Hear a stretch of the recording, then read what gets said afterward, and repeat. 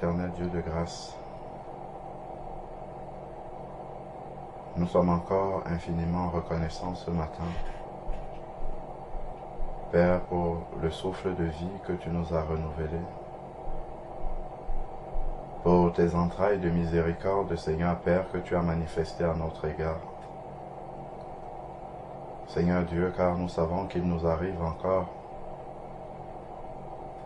d'agir, Seigneur Père, en dehors de ta volonté. Père, mais il te plaît de venir nous redresser, de venir nous ramener, Seigneur Dieu, sur le chemin étroit. Car ta parole nous dit, Seigneur Père, que ton bâton et ta houlette nous rassurent, Seigneur Père. Merci, Seigneur Dieu Tout-Puissant, parce que tu es le bon berger. Celui-là même qui est fidèle, qui veille sur ses brebis, qui ne laisse aucune s'égarer. Ô Éternel, qui d'autre que toi, Seigneur Père, peut veiller sur nous comme tu le fais? Père, nous voulons te dire merci pour tout cela. Éternel Père, merci pour la grâce que tu nous accordes encore d'être en santé. Oui, Seigneur Dieu Tout-Puissant, que nos sens puissent fonctionner, que nos yeux puissent voir le jour, la lumière du jour, Seigneur Père éternel. Cela est une grâce, car nous savons que beaucoup, Seigneur Dieu, sont dans les ténèbres, depuis même leur naissance, car tout leur corps, Seigneur Dieu Tout-Puissant, n'est pas éclairé, car ils n'ont pas la vue. Seigneur, non seulement beaucoup n'ont pas la vue physiquement, mais également beaucoup, Seigneur Dieu Tout-Puissant, voient physiquement, mais en réalité, Seigneur Père, ils sont dans les ténèbres spirituellement. Père, nous voulons te prier pour cela. Que ta grâce, ta miséricorde, Seigneur Père, puisse s'étendre jusqu'à eux. Seigneur Dieu, que tu viennes te manifester encore à ta créature, afin, Seigneur Dieu, qu'elle sache qu'elle a un Créateur et qu'elle ne peut pas vivre en dehors de la dépendance à son Créateur, Seigneur Père éternel. Seigneur Dieu, aie compassion encore, aie pitié, Seigneur Père, de l'orgueil et de l'incrédulité des hommes, Seigneur Père éternel, pour étendre ta main encore pour sauver, Seigneur Père éternel. Permets, Seigneur Dieu Tout-Puissant, que plusieurs, beaucoup encore, Seigneur Dieu, puissent entendre parler de toi. Seigneur, donne à chacun d'entre nous, tes enfants, de pouvoir être des instruments utiles entre tes mains, Seigneur Dieu, dans cette moisson des temps de la fin, Seigneur Père. Car nous savons qu'il y a encore de la place dans l'arche, Seigneur Père, mais que la porte va bientôt être fermée, car tu reviens bientôt, Seigneur Dieu Tout-Puissant.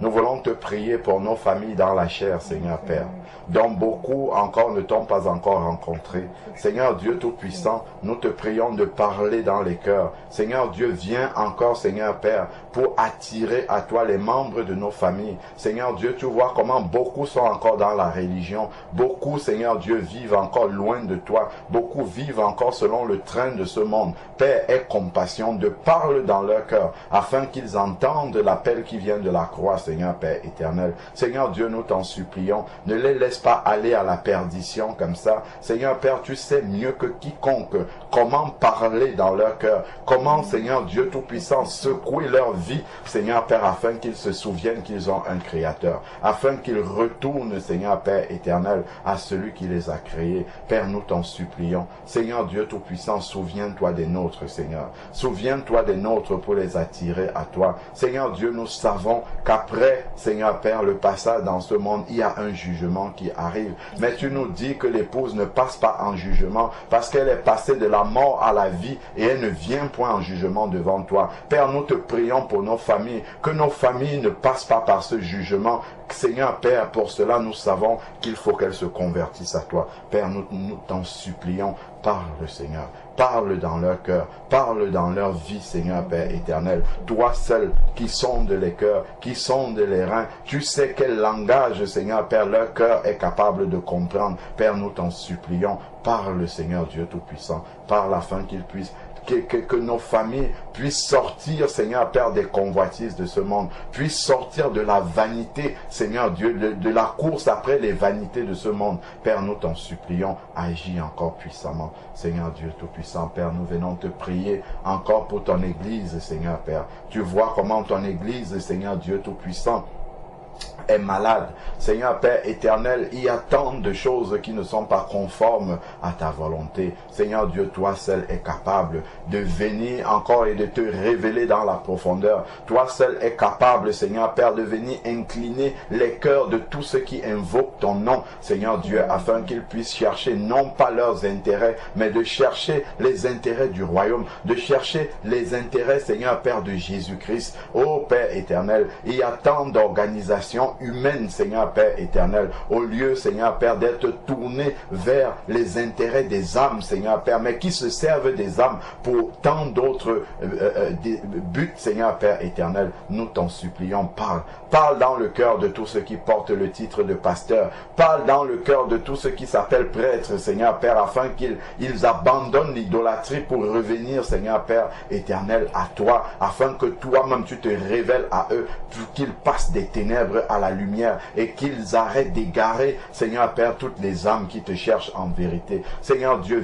interviens dans les religions, Seigneur Père, dans la religion musulmane, dans la religion des témoins de Jéhovah, dans la religion catholique, dans la religion protestante, dans la religion, Seigneur Père éternel, toutes ces religions qui se disent chrétiennes. Père, parle dans les cœurs, afin que ceux qui ont le cœur qui te cherchent véritablement puissent abandonner ces voies religieuses pour chercher à établir avec toi une relation personnelle, une relation de cœur à cœur, Seigneur Père, avec toi, Seigneur Dieu Tout-Puissant, car c'est cela que tu veux établir comme relation avec l'être humain, car tu n'as créé aucune religion. Seigneur Dieu, viens te révéler encore dans les cœurs. Père, nous t'en supplions. Père, nous voulons te remettre cette journée entre tes mains. Seigneur Dieu, nous savons que tu as un plan, tu as un projet, Seigneur Père, pour chacun d'entre nous pour cette journée. Nous te prions, Seigneur Père, d'accomplir, Seigneur Dieu Tout-Puissant, ce plan. Conduis-nous par ton esprit, Seigneur Père éternel. Donne-nous d'être sensibles, Seigneur Père éternel, à la voix de ton esprit, pour ne pas passer à côté de tout ce que tu as prévu. Seigneur Dieu, guide chacun de nos pas, guide chacune de nos paroles, Seigneur Père éternel. Que nos paroles, Seigneur Dieu Tout-Puissant, puissent être remplies de sagesse, de grâce, Seigneur Père, de miséricorde, d'amour qui descend, Seigneur Père, du trône de ta grâce, Seigneur Père, afin que nous puissions, par cela, par notre comportement, par nos paroles, Seigneur Père, attirer encore des âmes à toi, par ton esprit que tu as déposé en nous, Seigneur Père, qu'il inspire nos paroles. Tu as dit, Seigneur Dieu Tout-Puissant, que tu nous as scellés de la parole de la réconciliation. Seigneur Dieu, qu'au travers de cette parole de la réconciliation, que beaucoup viennent encore à toi. Père, nous t'en supplions, que toute personne que tu mettras sur notre chemin aujourd'hui, Seigneur Père, puisse être bénie par toi, Seigneur Dieu Tout-Puissant, au travers de nous. Seigneur Dieu, conduis chacun de nos pas. Père, nous te bénissons encore. Nous voulons te remettre, Seigneur Dieu Tout-Puissant, le déplacement de notre sœur Gina, Seigneur Père, qui viendra d'Ottawa. Seigneur Dieu, que tu la gardes sur le chemin, Seigneur Père éternel, jusqu'ici. Nous conduis tous les moments, Seigneur Père, de partage. Seigneur Dieu Tout-Puissant, tous ces moments de communion fraternelle que tu permets que nous ayons. Seigneur Dieu, guide, conduis cela, Seigneur Père, par ton Esprit Saint. Que chacun, Seigneur Dieu, puisse trouver de la nourriture appropriée, adaptée, Seigneur Père, indiquée pour sa marche, pour sa croissance spirituelle. Donne à chacun des cœurs tout ce dont il a besoin pour avancer. Père, libère encore notre sœur Vera, afin qu'elle puisse être présente pour manger la nourriture dont elle a besoin pour sa croissance spirituelle. Père, ramène jusqu'ici tous ceux et celles, Seigneur Père éternel, qui ont besoin, Seigneur Père, de recevoir ta parole dans leur cœur, pour la guérison de leur âme, Seigneur Père. Nous voulons te prier pour Fabiola encore. Merci pour toutes les paroles qu'elle a entendues. Seigneur Père, que cela puisse faire chemin dans son cœur, que cela puisse bousculer, Seigneur Dieu Tout-Puissant, toutes les pensées humaines, toutes les forteresses, Seigneur Père, tout ce qui s'élève contre la connaissance de Christ dans la vérité dans son cœur, que tout cela puisse être détruit au nom puissant de Jésus, et que ta parole, Seigneur Père, puisse prendre possession de son cœur, Seigneur Père éternel, afin qu'elle réalise l'urgence de se tourner vers toi conformément véritablement à ta parole, afin, Seigneur Dieu, que la semence véritable, incorruptible de ta parole puisse prendre véritablement place dans son cœur, Seigneur Dieu Tout-Puissant, qu'elle se détourne, Seigneur Père, de la voie de ce monde et qu'elle t'accepte en vérité. Seigneur, parle dans son cœur, qu'elle réalise l'urgence de se tourner vers toi dans la vérité. Seigneur Dieu Tout-Puissant, Seigneur Dieu, qu'elle rejette la religion, qu'elle rejette, Seigneur Père, les voix qui ne viennent pas de toi, Seigneur Père, et qu'elle entende celles qui viennent de toi, qu'elle se conforme à ta parole. Père, je veux te prier encore pour la sœur de ma sœur Jannick, Seigneur Père éternel. Merci pour ce que tu as commencé à accomplir dans son cœur, Seigneur Père, qu'elle soit touchée, qu'elle réalise qu'elle doit s'engager véritablement avec toi en passant dans les eaux du baptême, en passant par la repentance sincère, Seigneur Père, en passant par le demi-tour complet de sa vie pour se convertir véritablement à toi. Seigneur Dieu, merci pour ce travail que tu as commencé à faire dans son cœur. Continue à agir, agis puissamment, Seigneur Dieu Tout-Puissant, dans son cœur, afin qu'elle vienne à toi. Père, nous voulons te dire merci pour tout ce que tu as prévu d'accomplir. Père, nous voulons te remettre le baptême qui aura lieu également, Seigneur Père, si tu le permets dimanche. Dispose toutes choses, que rien ne vienne faire obstacle, Seigneur Père éternel, à ce projet, car nous savons, Seigneur Dieu, que tu le valides, car tu as dit repentez-vous et que chacun de vous soit baptisé au nom de Jésus, afin que vous receviez le don du Saint-Esprit. Seigneur Père, que rien ne vienne faire barrière, Seigneur Père, à ce projet que notre sœur a formulé dans son cœur, qu'elle t'a présenté et que tu as validé, Seigneur Père, qu'elle, son ancienne vie puisse être enterrée définitivement au nom de Jésus. Seigneur Père, convie toi-même les témoins que tu avais prévus bien avant la fondation du monde, qu'ils puissent être là pour témoigner, Seigneur Père, de la résurrection de notre sœur Jannick, Seigneur Père éternel, et que eux-mêmes, Seigneur Père, que ceux qui ne te connaissent pas puissent être touchés par ce que tu leur montreras au travers de cet événement, Seigneur Père éternel. Père, nous voulons te rendre grâce encore, merci encore pour toutes choses, que toute la gloire te revienne d'éternité en éternité. Merci encore pour cette nuit où tu nous as gardés dans le creux de ta main puissante. Merci pour le sommeil réparateur que tu nous as accordé à chacun de nous. Merci pour le réveil doux et paisible que tu nous as donné, Seigneur Père, encore en ce jour. Merci pour la santé que tu as renouvelée dans nos corps, Seigneur Père éternel. Béni soit ton Saint-Nom pour toutes ces grâces. Merci, Seigneur Père, pour tout ce que tu disposeras encore comme nourriture spirituelle et physique, Seigneur Père, pour ce jour. Merci encore, Seigneur Dieu. Que toute la gloire te revienne au nom de Jésus-Christ. Amen. Amen. Alléluia. Merci, Père. Merci, Seigneur Jésus. Père éternel, j'aimerais te dire merci, Seigneur Dieu, pour cette journée. Merci, Papa. J'aimerais te dire merci, Seigneur Dieu, parce que tu nous permets, Seigneur, de pouvoir te servir, Seigneur Dieu. Amen. Amen. Je t'en supplie, Seigneur Dieu, que tu puisses nous garder, Seigneur, corps, âme et esprit, focusés, Seigneur Dieu, sur ta volonté, Père Alléluia. éternel. Alléluia. Seigneur Dieu, vraiment, pardonne tout ce qu'on a pu faire ou dire ou penser qui n'était pas de toi, Seigneur Amen. Dieu. Amen. Qu'on soit totalement peu parce que toi, tu es saint, Seigneur Dieu. Alléluia. Seigneur Dieu, je t'en supplie que tu puisses guider, Seigneur Dieu, cette conversation que mon frère va avoir avec sa tante, Seigneur Amen. Dieu. Amen. Que tout se fait, Seigneur, selon ta parole et que ta main Alléluia. puisse se déposer, Seigneur Dieu, cette conversation, Père Gloire à éternel. toi, Seigneur Père. Vraiment, que tu puisses guider toutes choses, que tous ceux qui doivent venir aujourd'hui puissent venir. Amen. Et que toute espèce d'empêchement qui veut être mis soit renversé dans le nom puissant Au nom du de Seigneur Jésus. Jésus-Christ. Alléluia. Vraiment, Seigneur Dieu, qu'on comprenne que ce n'est pas notre sagesse ou notre force, mais que c'est toi qui agis, Amen. Seigneur Dieu. Amen. Et Père éternel, qu'on soit totalement libérés, Seigneur, qu'on soit en paix, Seigneur Dieu, parce que tu fais toutes choses, Seigneur Dieu, selon ta volonté. Amen. Amen. Merci encore pour tout ce que tu as déjà déposé dans le cœur de ceux qui sont venus. Je Alléluia. t'en supplie, Seigneur Dieu, que la parole puisse semer, Seigneur Dieu, que la parole puisse trouver des racines, Seigneur Amen. Dieu, je t'en Amen. supplie.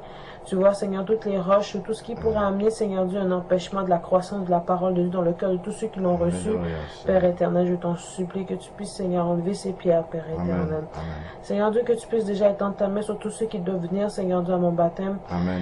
Et Seigneur, merci pour les autres baptêmes qui vont être faits, Seigneur, par ta grâce. Alléluia, Seigneur Seigneur. Dieu, je t'en supplie, Seigneur Dieu, fortifie-nous, Seigneur Dieu, dans ces temps de la fin. Amen. Afin Amen. que ton Seigneur soit glorifié dans nos vies, Seigneur, selon ta parole, Seigneur, selon Alléluia, ton Seigneur évangile, je Jésus. t'en supplie, Père éternel. Amen. Étends ta main, Seigneur Dieu, sur ce pays, sur cette ville, Seigneur Dieu, de pèlerinage où on est, Père éternel. Que tu puisses mettre ta main sur ce quartier, Seigneur Dieu. Et qu'après le départ aussi, Seigneur Dieu, que tout ce qui s'est fait, Seigneur Dieu, puisse produire du fruit, Seigneur, jusqu'à Alléluia. l'éternité, dans le nom Alléluia, puissant de ton Seigneur. Fils Jésus-Christ. Gloire à toi, Merci Seigneur. encore pour ta parole, Seigneur. Vraiment, guide toutes choses, Seigneur, parce que c'est toi, Seigneur Dieu, qui forme les projets, Seigneur Dieu. Amen. Nous avons tous nos projets, mais Seigneur, à la fin, c'est ta volonté qui se fait, Père Oui, éternel. Seigneur, Père Alors éternel. qu'on suit dès le début, Seigneur Dieu, qu'on se laisse aller, Seigneur Dieu, par le Saint-Esprit, Père éternel. Amen. Merci encore pour tout ce que tu Gloire fais, à Seigneur toi, Dieu. Seigneur. Et vraiment, fortifie-nous dans nos membres, Seigneur Dieu, dans notre Gloire aide, à Seigneur toi, Dieu. Seigneur. Qu'on soit vivifié par ton esprit, Seigneur Dieu. Amen, Seigneur. Merci encore pour ta santé, Seigneur Béni Dieu, sois-tu, que tu nous Seigneur. donnes. Étends ta main sur nos familles, Seigneur, Amen. nos frères et sœurs dans la chair, Seigneur, notre entourage, Alléluia. Seigneur Dieu. Vraiment que tu puisses faire tomber toutes les forteresses, Seigneur Dieu, qui Au nous nom de empêchent d'entendre Jésus. la parole de Alléluia, Dieu, Père Seigneur. éternel. Tous les raisonnements, toutes les occupations, Seigneur Dieu, que le monde met, Seigneur, pour empêcher l'homme de regarder à Christ. Oui. Oh Dieu, je t'en supplie, Père éternel, que tu puisses, Seigneur, renverser ces choses dans nos vies. Alléluia, Dans le Seigneur. nom puissant de ton Fils Jésus-Christ, Gloire étends ta à main toi, sur toutes les Seigneur. causes des quatre coins du monde. Oui, Étends Seigneur. ta main sur tous mes frères et sœurs qui sont ni chauds ni froids, Oui, Père éternel. Je Seigneur. t'en supplie que ne permets pas que personne soit vomi de ta bouche, Père Oui, éternel. Seigneur Jésus. Mais qu'on soit bouillant, Seigneur Dieu, pour la parole de Dieu. Alléluia, Seigneur. Tu vois ceux qui sont entrés par ailleurs, Seigneur, Oui, par une autre porte, Seigneur Dieu, dans Oh, l'épouse, Seigneur. et qui font des désastres, Seigneur Dieu, dans l'église de Jésus-Christ. Oui, Je t'en Seigneur. supplie, Père éternel, que tu puisses les exposer, Seigneur Dieu, Amen. qui se repentent, Seigneur Dieu. Je t'en supplie, Seigneur Dieu, que tu puisses les exposer, Alléluia, qui soient Seigneur. totalement inefficaces, Seigneur Dieu, dans la Oh, destruction, Seigneur Seigneur Dieu, Jésus. qu'ils ont, Seigneur, de amener l'épouse, le maximum de gens, Seigneur Dieu, Amen. avec eux en enfer. Alléluia. Je t'en supplie, mon Dieu, Père éternel. Sanctifie-nous, Seigneur Dieu. Vraiment que personne manque cet enlèvement, Seigneur Dieu. Alléluia. Que Alléluia. personne manque, Seigneur, cette rencontre qu'on aura avec l'époux. Je t'en Amen. supplie, Amen. Père éternel. Merci, Seigneur Dieu, parce que tu nous as délivrés du jugement.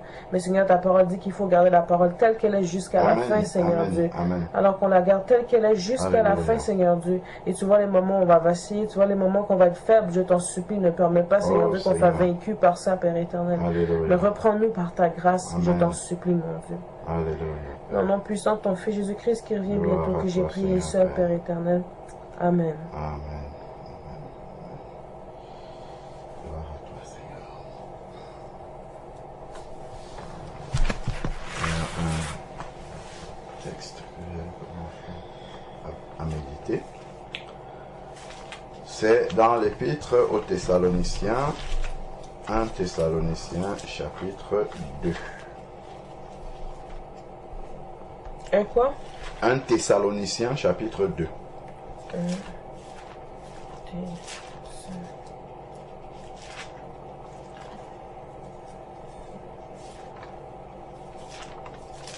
Épître aux Thessaloniciens.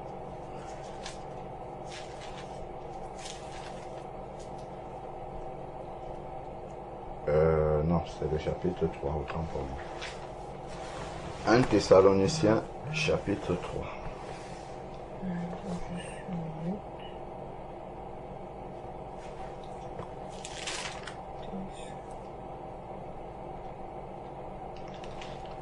« 1 Thessaloniciens chapitre 3.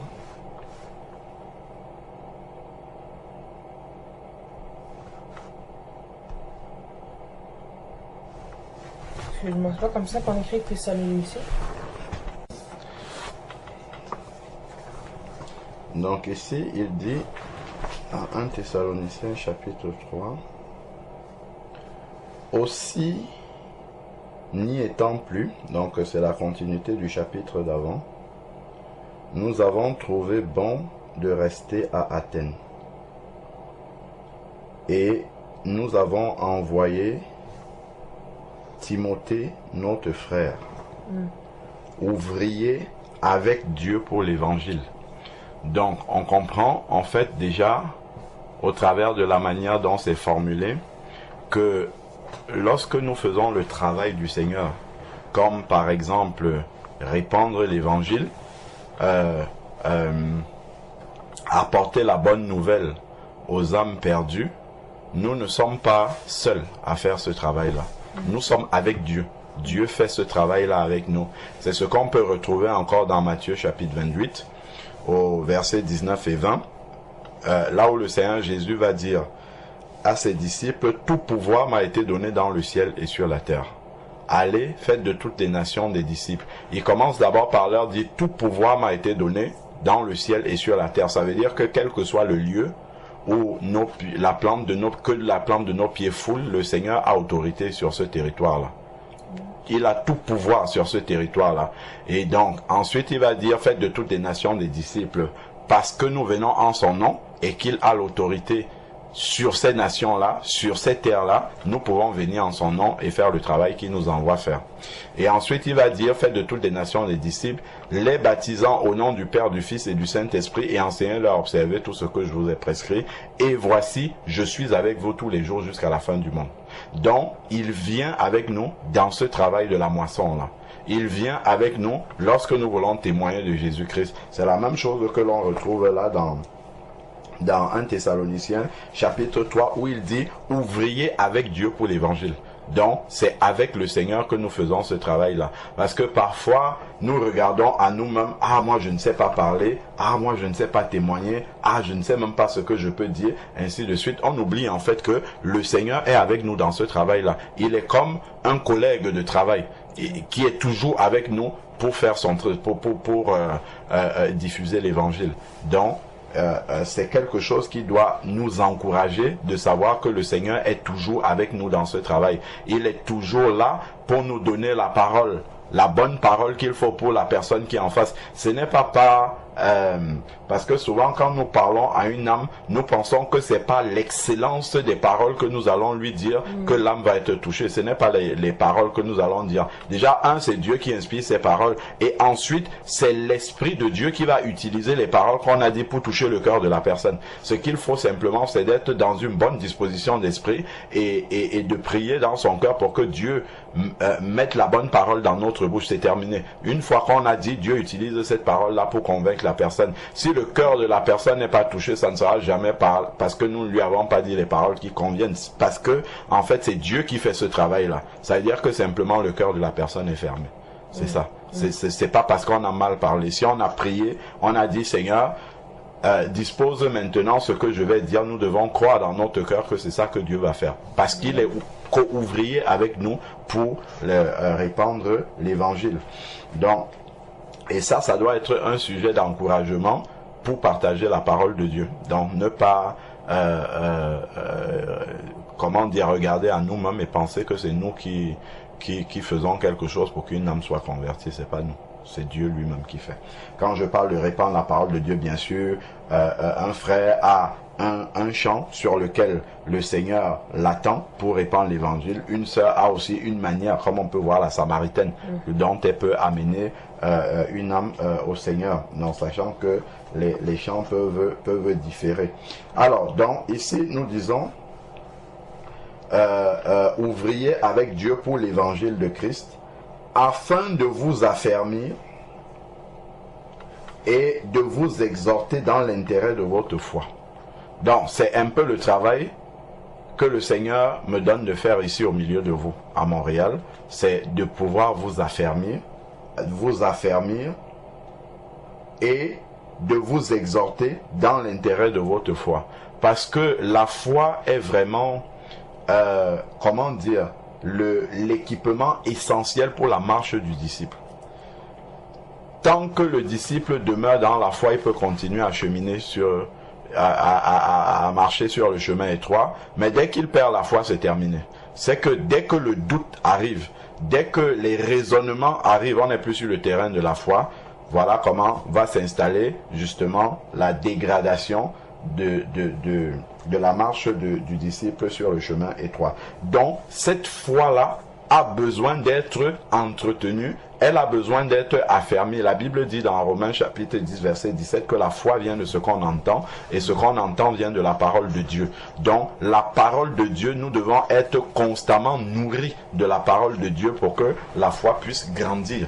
Tu vois ? Pour que la foi puisse être entretenue en allant toujours croissante. Il faudrait que nous soyons permanemment dans l'édification par la parole de Dieu, pour que notre foi soit constante. Si nous ne demeurons pas dans les Écritures, dans la parole du Seigneur, et que nos oreilles sont constamment sur la parole de la télévision, la parole des gens de ce monde qui ne connaissent pas Dieu, notre foi va diminuer. Je prends l'exemple d'un enfant de Dieu qui demeure constamment avec les païens, sa foi va diminuer forcément. forcément, sa foi va diminuer. Pourquoi? Parce que ses oreilles sont constamment alimentées des paroles des incrédules. Donc lui-même, ça va entraîner l'incrédulité dans son cœur également, même s'il était affermi avant. Le fait de demeurer, c'est pour ça que le Seigneur demande de persévérer dans la communion fraternelle. Parce que c'est dans la communion fraternelle que les paroles des frères et sœurs sont constamment des paroles d'édification qui reposent sur la parole de Dieu et fait en sorte que notre foi soit entretenue, que notre foi soit toujours croissante, parce que la parole de Dieu vient pour faire grandir et croître cette foi-là. Donc, il faut être conscient par rapport à cela, que la foi ne doit pas rester simplement celle que nous avons eue au moment où nous nous sommes convertis. C'est une foi qui doit être entretenue et qui doit grandir, et qu'elle est vraiment l'équipement indispensable. Lorsque nous voyons dans Éphésiens chapitre 6, à partir du verset 10 jusqu'au verset 18, il parle des armes spirituelles du chrétien. Donc, et quand il parle de la foi, il va dire de se revêtir de la foi avec laquelle on peut éteindre tous les traits enflammés de l'ennemi. Or, nous savons que lorsque quelqu'un se convertit, il entre en guerre contre l'ennemi, et dont l'ennemi va lui envoyer de nombreuses flèches. Et il faudrait qu'il puisse, contrer les flèches de l'ennemi. Et c'est avec la foi qu'il va faire tomber les flèches de l'ennemi. Mais s'il n'a pas la foi, quand l'ennemi va venir avec une séduction, avec une flèche, il va tomber. Parce que la foi n'est pas suffisante et l'ennemi va toujours venir avec le doute. Souvenons-nous de ce qui s'est passé dans le jardin d'Éden. Dieu a-t-il réellement dit? Il donne une parole qui est pourtant qui est une parole tordue de la Bible, et voilà comment il fait tomber Ève. Donc, la foi est importante. Donc, ici, il dit dans le verset 3, pour vous affermir, vous exhorter dans l'intérêt de votre foi. Donc, la foi a besoin d'être entretenue par l'exhortation, pour que personne ne soit ébranlé dans les tribulations présentes. Donc, nous savons que dans la marche du disciple, Jésus est le modèle. Il a dit dans Jean chapitre 14 verset 6, je suis le chemin, la vérité et la vie. Donc il est le chemin. Donc étant ce chemin, ce modèle, c'est le chemin par lequel tous les disciples doivent passer. Jésus n'a eu que tribulation sur la terre, donc le disciple aura aussi des tribulations. Donc, il le dit un peu plus loin. Donc maintenant dans cette tribulation-là, pour pouvoir sortir victorieux de cette tribulation-là, il faudrait que la foi soit au bout fixe. Il faudrait que la foi soit toujours soit toujours affermie. Parce que si la foi n'est pas affermie, les tribulations vont nous détruire. Quand une tribulation arrive, par exemple, si tu as oublié que le Seigneur nous dit dans sa parole, par exemple, que aucune tribulation ne nous est survenue qu'elle n'ait été humaine. C'est-à-dire qu'elle n'ait été supportable par toi. Si tu as oublié cette parole-là, quand la tribulation va arriver, tu risques même de commencer à confesser des paroles négatives vis-à-vis de Dieu. Tu risques même de commencer à douter de l'amour de Dieu pour toi. Alors que le Seigneur nous a prévenu dans sa parole que toute tribulation qui arrive, le Seigneur laisse arriver des tribulations en fonction de ce qu'on est capable de supporter. Si on n'est pas capable de supporter, Dieu ne permet pas que ça arrive. Il ne va pas laisser arriver dans notre vie ce qui va nous détruire. Parce que le but de la tribulation, si Dieu le laisse, c'est parce que ça va construire notre foi. C'est parce que ça va fortifier notre foi. C'est parce que ça va nous bâtir et ça ne va pas nous détruire. Mais si tu as oublié la parole de Dieu, si ton cœur, à ce moment-là, n'a pas présent en lui cette parole-là, ben, tu vas tomber.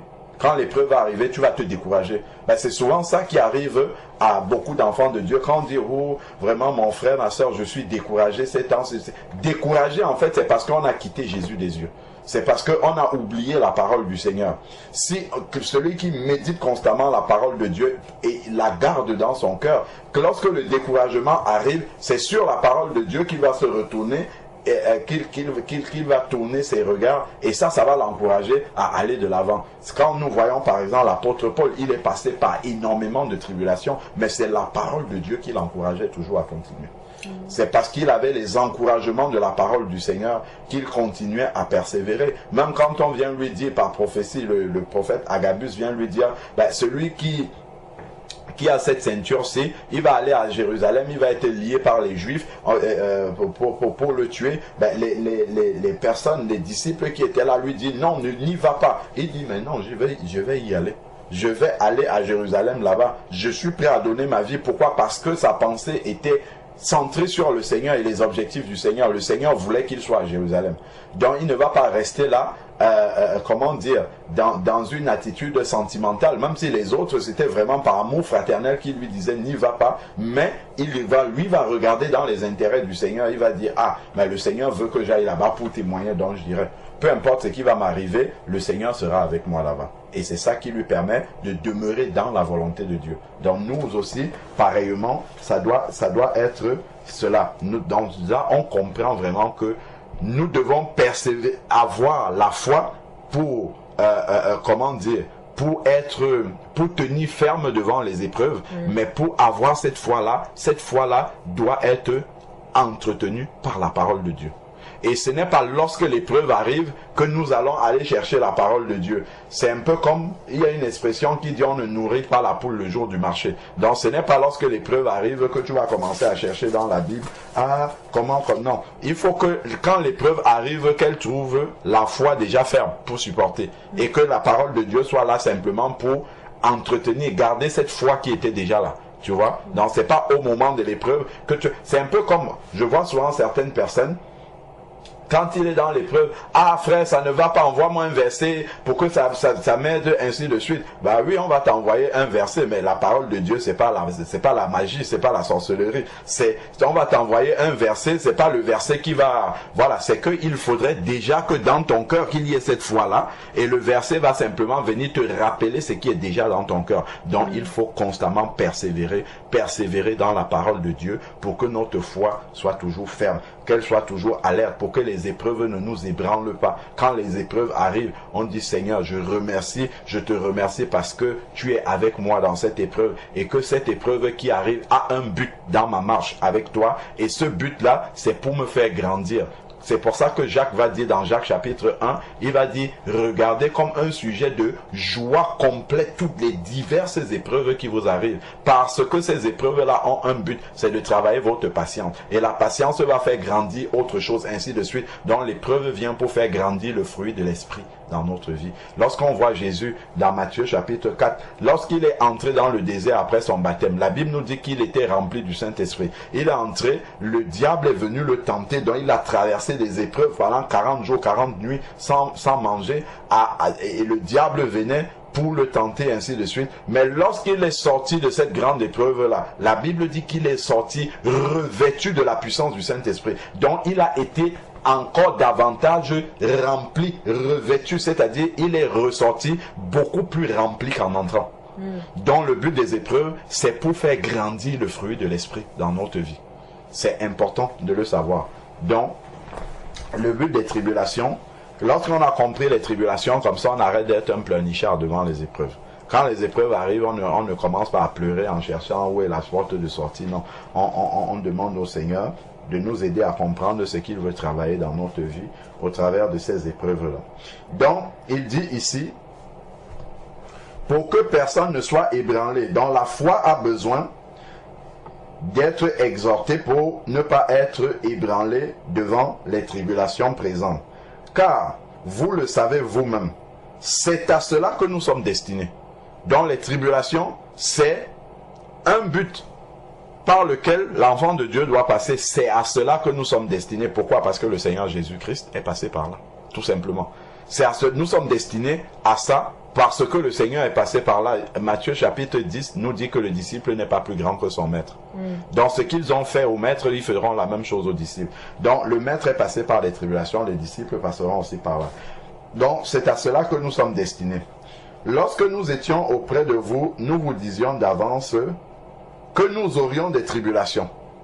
Donc, quand quelqu'un, par exemple, s'engage dans les eaux du baptême, il faut qu'il sache qu'il y aura des tribulations. Ça, on le voit lorsque les Hébreux vont traverser la mer Rouge à sec, lorsque Moïse a étendu le bâton, et puis la mer s'est ouverte, les enfants d'Israël ont traversé. C'est là où Pharaon a attelé tous les chars d'Égypte pour les suivre.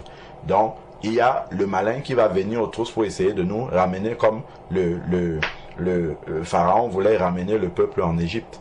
Donc, il faut savoir qu'il y aura des tribulations. Mais, le peuple avait la présence de Dieu. comme on a dit, et voici, je suis avec vous tous les jours, au travers de la colonne de nuée dans la journée et la colonne de feu la nuit, qui guidait le peuple d'Israël dans le désert, dont le Seigneur était avec eux. Le désert, le rôle du désert qui est là, comme on disait aussi, pour épurer notre foi, pour éprouver et enlever tout ce qui n'est pas du Seigneur en nous. Alors, donc ensuite maintenant, qu'est-ce qu'il va dire? Nous aurons des tribulations. Nous sommes à la suite du verset 4. C'est ce qui est arrivé et vous le savez. C'est pourquoi, n'y tenant plus, j'envoyais Timothée s'informer de quoi? De votre foi. Donc l'apôtre Paul a envoyé Timothée pour s'informer, pour savoir quel est l'état de santé de leur foi. Pourquoi? Parce qu'il sait que quand il entend qu'il y a des tribulations là-bas, il sait que ce qui pourrait mettre les disciples en danger, c'est que leur foi soit ébranlée. C'est que leur foi ne soit pas affermie au moment où les tribulations arrivent. Ce qui peut les amener à ne pas tenir ferme dans les épreuves, c'est que leur foi également ne soit pas ferme. Donc c'est pour ça qu'il a envoyé Timothée pour s'enquérir de l'état de leur foi et pour fortifier leur foi, afin qu'ils ne tombent pas face aux tribulations. S'informer de votre foi dans la crainte que le tentateur ne vous ait tenté et que notre travail ne soit réduit à néant. Parce que lorsque la foi est semée, le tentateur vient derrière aussi. On a vu la parabole du semeur. Lorsque la parole est semée, le tentateur vient pour enlever cette parole-là également. Lorsque la parole est semée, on voit aussi la parabole du blé et de l'ivraie. Donc lorsque la parole est semée, l'ennemi vient aussi pour semer l'ivraie. Donc il va venir avec la confusion, il va venir avec les fausses doctrines, il va venir avec tout ce qui peut corrompre la parole authentique d'un enfant de Dieu dans son cœur. Sachant que si c'est une mauvaise semence, ça va produire une mauvaise foi. Donc l'enfant de Dieu va mettre sa foi dans quelque chose qui n'est pas la vérité, il ne sera pas ferme. Parce que pour avoir la foi authentique du Seigneur qui tient lorsque les tribulations arrivent, il faut avoir lorsqu'on dit que la foi vient de ce qu'on entend vient de la parole de Dieu. C'est pas la parole des hommes, c'est pas la parole de l'erreur qui produit la foi, mais c'est la parole véritable de Dieu. C'est la vérité de la parole du Seigneur qui produit la foi authentique qui tient devant les épreuves. Donc, le malin, comme il le sait, et s'il voit un enfant de Dieu qui persévère dans la parole, ce qu'il va essayer de faire, c'est de venir semer l'ivraie, de venir semer la confusion, de venir amener des doctrines fausses qui va troubler le cœur d'un enfant de Dieu, afin qu'il n'ait pas la foi véritable qui pourra l'aider au moment où les tribulations vont arriver. Donc, c'est pour ça qu'il faut être vigilant pour désirer, comme la parole de Dieu nous dit dans 1 Pierre 2, 8, de désirer le lait non frelaté de la parole de Dieu, c'est-à-dire le lait pur de la parole de Dieu, la parole authentique du Seigneur. Et ça, dans l'intimité avec Dieu, le Seigneur lui-même nous révèle quelle est la vérité de sa parole, en sorte que lorsqu'on entend l'erreur, nos oreilles même ne supportent pas l'erreur, parce que l'Esprit de Dieu est en train de nous convaincre que ce que nous sommes en train d'entendre, ce n'est pas la parole authentique de Dieu, ça ne vient pas du Seigneur, ce que nous entendons. Donc, Amen. Verset 6 maintenant. Nous sommes dans 1 Thessaloniciens chapitre 3 verset 6. Mais Timothée vient de nous arriver de chez vous et il nous a donné de bonnes nouvelles de quoi? De votre foi. Parce que c'est ça. Si on dit comment est-ce que tu vas spirituellement, est-ce que ça va avec Jésus, c'est quel est l'état de ta foi? Ta foi en est où aujourd'hui? Tu peux avoir bien commencé, mais après le tentateur est venu, il a semé plein d'embûches sur ton chemin et puis tu as commencé à glisser sans t'en rendre compte. Parfois ça peut être très subtil et la foi a commencé à être corrompue. Parfois tu vois un enfant de Dieu qui persévère dans la vérité, ainsi de suite, tu le revois quelques mois après, il est entré dans toutes sortes de compromis. Pourquoi? Parce que il a commencé à baisser la garde, et ou bien accepter une parole qui n'est pas la parole authentique de Dieu, une parole qui ne crucifie pas la chair, une parole qui n'encourage pas à se sanctifier davantage, à lutter contre le péché jusqu'au sang. Il a commencé à accepter les compromis. Oh non, Dieu est bon, nous sommes sous le temps de la grâce, Dieu ne voit pas ceci, ainsi de suite. Il a laissé entrer tout cet évangile à l'eau de rose dans son cœur, et puis il a commencé à relâcher, à ouvrir les portes dans sa vie. L'ennemi a semé plein de paroles de doute, et voilà, il n'est plus dans la foi. Il n'est plus dans la foi authentique. Quand l'épreuve arrive, il commence à glisser. Donc voilà pourquoi on doit être vigilant de demeurer ferme, toujours ferme, attaché à la vérité de la parole du Seigneur. Mais Timothée vient de nous arriver de chez vous, et il nous a donné de bonnes nouvelles de votre foi, de votre amour, parce que la foi produit l'amour, du bon souvenir que vous gardez toujours de nous, et de votre désir de nous revoir, désir pareil au nôtre. Ils avaient à cœur de retourner voir les Thessaloniciens. Ainsi, au milieu de toutes nos calamités, eux-mêmes traversaient les tribulations, les apôtres, et de nos tribulations, frères, nous avons trouvé la consolation à votre égard dans votre foi. Donc le fait que Timothée soit revenu avec des bonnes nouvelles de leur foi était un sujet d'encouragement pour les apôtres, de savoir que l'évangile que nous avons semé continue à avancer. C'est comme pour nous aujourd'hui, que nous allions au Sénégal, à Nice, je sais pas, à Lyon, ainsi de suite. Quand on entend que les bien-aimés persévèrent là-bas, sont fermes dans la foi, c'est un sujet d'encouragement pour nous. On se dit au moins, ce travail qu'on a fait là n'a pas été vain. Les enfants de Dieu continuent à persévérer. Et il faut prier pour nous aussi, que nous ayons l'occasion, le Seigneur, qu'il fasse grâce, parce que nous sommes encore enchaînés par le travail et tout ça, que le Seigneur nous libère pour que nous puissions visiter les bien-aimés, aller partout où la parole de Dieu a été semée, et même qu'il nous ouvre encore d'autres portes pour aller semer la parole du Seigneur. C'est ça vraiment dont que nous avons à cœur, de pouvoir retourner voir les bien-aimés, savoir comment ils persévèrent dans la foi. Parfois on entend, tel est déjà dans telle fausse doctrine, tel est retourné dans les dénominations, l'autre c'est ceci, ainsi de suite. Que le Seigneur fasse grâce vraiment, que la vérité qui a été reçue dans les cœurs, que les bien-aimés puissent persévérer, demeurer dans cette foi-là. Comment ça ne peut pas nous fendre le cœur d'entendre qu'un enfant de Dieu qui a persévéré dans la vérité, dans l'amour de la vérité, à un moment donné, tu entends que non, il est retourné dans une dénomination, il est retourné à ce qu'il avait vomi. C'est tellement affligeant. On se dit, mais comment tout ce travail-là pour l'amener à la vérité, parce que ce n'est pas facile déjà de recevoir la vérité. Toute cette fondation qui a été posée, comment il a pu le perdre? Quand on entend que tel s'est refroidi, maintenant, voilà, tu lui parles du Seigneur, ce n'est plus, voilà, il n'y a plus la même, comment dire, il n'est plus bouillant comme avant, il est froid. C'est tellement affligeant pour nous, parce qu'on se dit, le travail qui a été fait, ce travail-là a été vain. Sachant que le Seigneur, la Bible nous dit que il vaut mieux la fin d'une chose que son commencement. Ce que le Seigneur, lui, va voir, c'est l'état dans lequel nous serons à l'arrivée. Ce n'est pas comment nous étions au début. Donc nous pouvons avoir été bouillants au début, mais si à l'arrivée le Seigneur ne nous trouve pas fermes, attachés, marchant vraiment dans la vérité, le Seigneur sera désolé de nous dire que voilà, tu as tenu ferme au début, mais voici à la fin tu es refroidi. Donc l'état dans lequel tu es à la fin ne permet pas que tu puisses venir avec moi. Donc voilà pourquoi le Seigneur nous demande de persévérer. Persévérer jusqu'à la fin. Persévérer, ça veut dire qu'il y a des obstacles sur le chemin que nous devons traverser. Et le Seigneur, comme on a dit, ne nous laisse pas seuls par rapport à tous ces obstacles-là. Donc ensuite, maintenant, il va dire,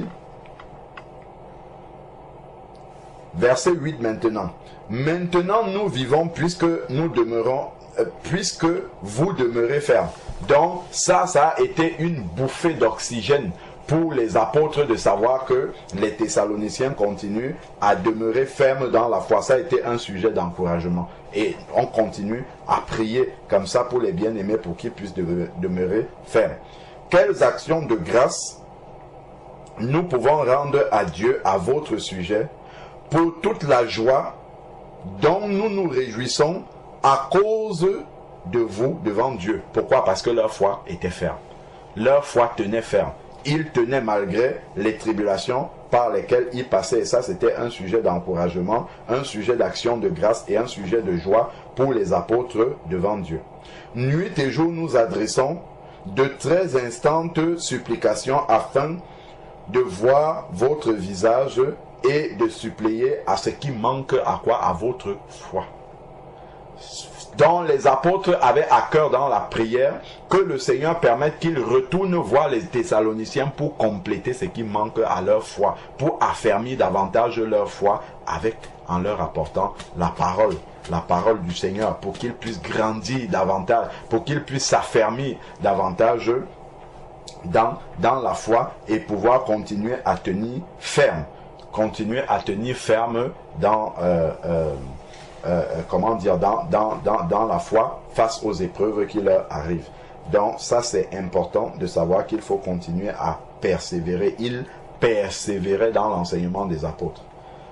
L'enseignement des apôtres produisait la foi derrière, faisait grandir et entretenait cette foi-là, la foi qui permet de tenir dans les épreuves. Que Dieu lui-même, notre Père et notre Seigneur Jésus-Christ aplanisse notre chemin jusqu'à vous. Que le Seigneur fasse abonder et déborder votre amour les uns pour les autres et envers tous les hommes, à l'exemple de celui que nous avons pour vous. Qu'il affermisse vos cœurs pour qu'ils soient sans reproche dans la sainteté. Qu'il affermisse vos cœurs afin que le cœur soit sans reproche. Donc on voit vraiment où est la source de la vie, c'est dans le cœur. Il faut que le cœur soit affermi, que la vérité soit dans le cœur, qu'on n'ait pas une espèce de de manteau religieux qu'on montre devant les gens alors que dans le cœur est vide. Il n'y a pas la véritable foi authentique dans le cœur. Il n'y a pas le véritable amour fraternel dans le cœur. Comme je dis souvent, bien aimé, ah mon frère, ah ma soeur, alors que dans le cœur, il n'y a rien, c'est vide. Je n'ai aucune pensée de compassion, je n'ai aucune pensée de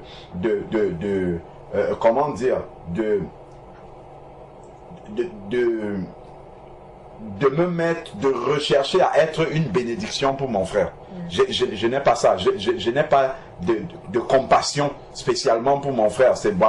Ou pour ma soeur. C'est quelqu'un, il y a des formules récurrentes qu'on dit comme ça, oh mon frère, ma soeur, que Dieu te bénisse, ainsi de suite, alors que je n'y pense même pas une seule seconde. Non, le Seigneur veut que ça soit la vérité authentique, le débordement d'amour vrai dans nos cœurs, qui déborde et s'exprime maintenant, soit par la parole, soit par des actes concrets qu'on pose vis-à-vis de nos frères, de nos sœurs. Donc, le Seigneur dit que cela puisse abonder dans nos cœurs pour qu'ils soient sans reproche dans la sainteté, que la sainteté soit dans le cœur.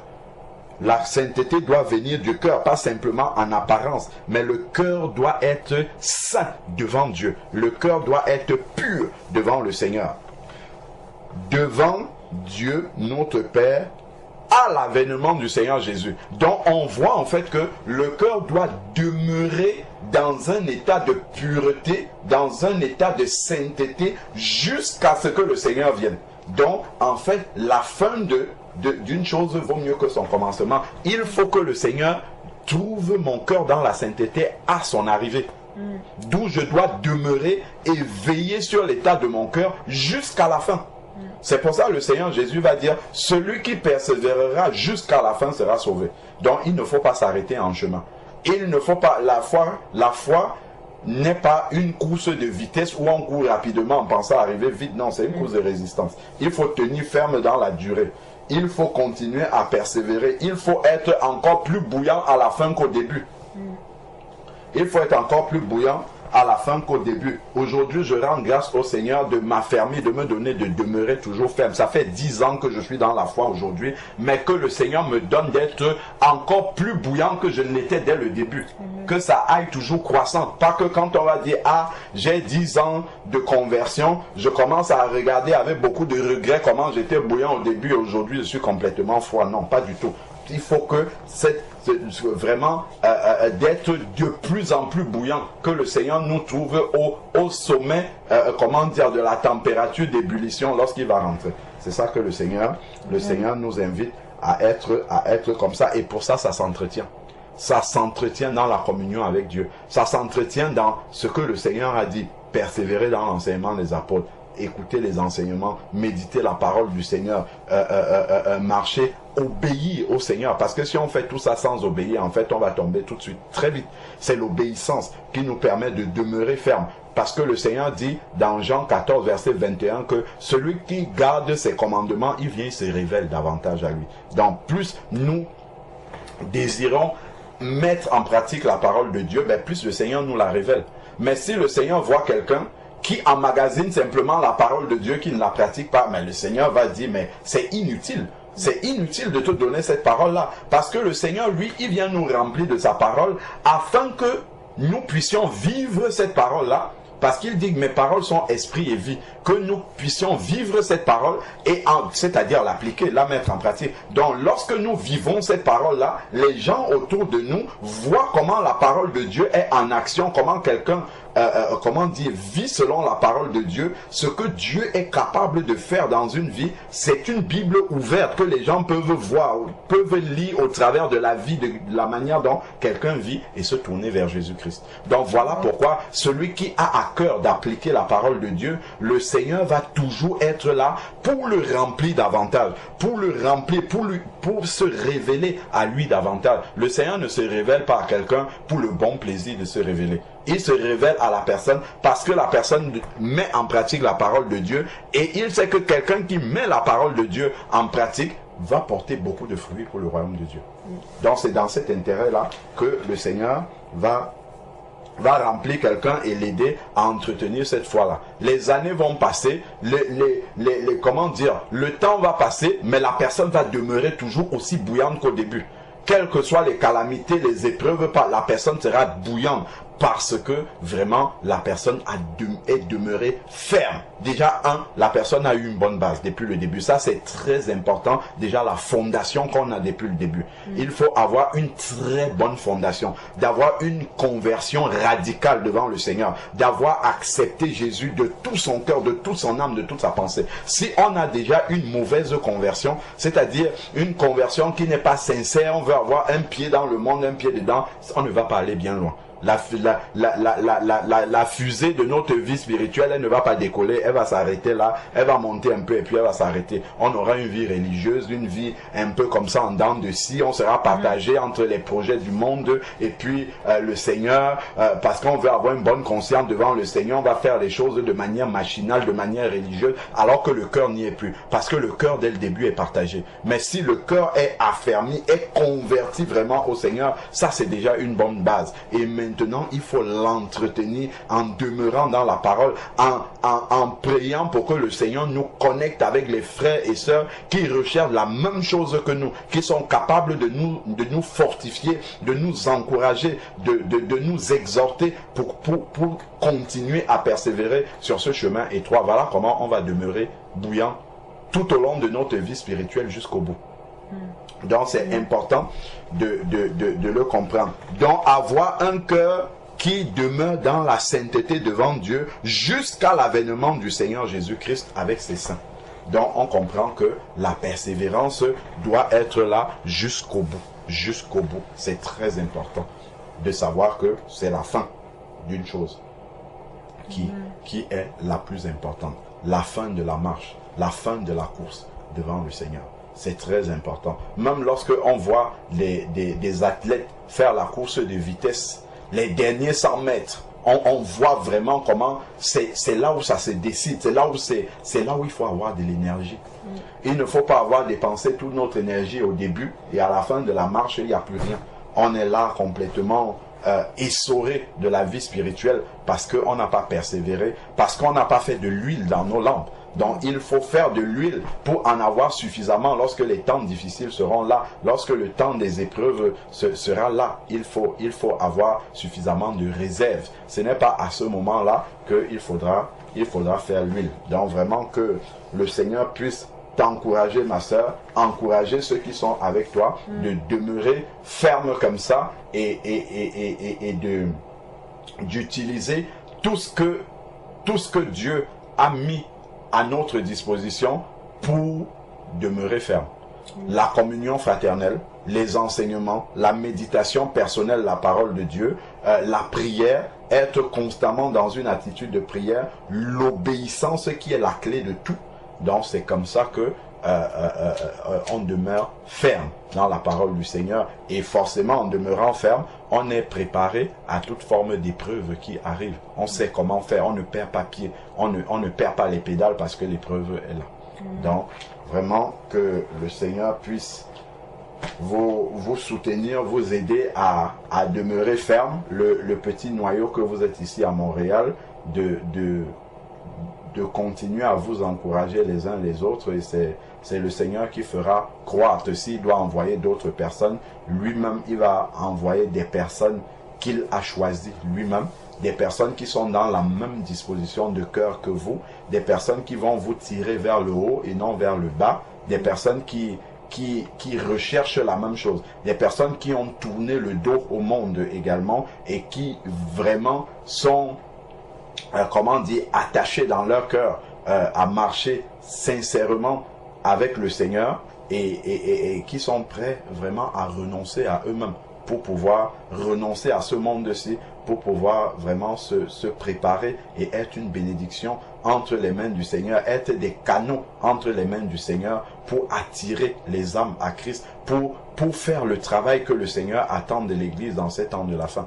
Il faut que ça soit des personnes comme ça. Dans ces temps de la fin, ce n'est pas le temps d'être avec la masse où chacun a ses projets personnels. Non, c'est le temps d'être quelques-uns, mais quelques-uns qui avaient les mêmes objectifs, qui vraiment recherchaient la même chose. Ça, c'est très, très important. Dans ces temps de la fin, ce n'est plus disciple pour disciple, c'est la qualité que le Seigneur recherche. C'est des personnes consacrées, vraiment des personnes qui vont prendre du temps dans la prière, dans le jeûne, dans la communion fraternelle, pour l'avancement de l'œuvre du Seigneur, pour demeurer ferme ensemble. Le Seigneur n'est plus dans la distraction. Ah, mon frère, ma soeur, on va faire ceci, on va prendre le temps pour... Non, c'est le temps dans la prière ensemble. C'est le temps dans le jeûne ensemble. C'est le temps dans l'évangélisation ensemble. C'est le temps de se retrouver ensemble pour prier, pour rechercher la face de Dieu, ainsi de suite. C'est ça que nous devons faire maintenant. C'est le temps de faire de l'huile dans ces lampes. Ce n'est pas le temps de se distraire maintenant, parce que la Bible nous dit que les temps sont mauvais. Racheter le temps, nous devons racheter le temps maintenant, parce que les temps sont mauvais, les temps sont courts, le Seigneur est à la porte. Donc nous devons vivre vraiment en attendant permanemment le retour du Seigneur, mais étant concentrés dans le travail que le Seigneur attend de nous. Préparer notre âme et aider les autres aussi autour de nous à recevoir la parole du Seigneur, et eux-mêmes également à se préparer. Amen. Amen. Gloire au Seigneur. Seigneur Dieu, nous voulons encore te rendre grâce pour ces paroles d'édification, pour ces paroles d'encouragement, pour ces paroles d'exhortation, Seigneur Père, que tu nous as encore accordé ce matin. Seigneur Dieu, donne à chacun de nous, Seigneur Père, de pouvoir s'affermir dans la foi. Père, je veux te prier encore pour l'Église de Montréal, Seigneur Père éternel, que vraiment tu puisses rassembler tes disciples, ceux-là qui vraiment, Seigneur Père, se sont tournés radicalement vers toi, que tu puisses les interconnecter les uns avec les autres, afin qu'ils puissent se fortifier davantage, Seigneur Père éternel.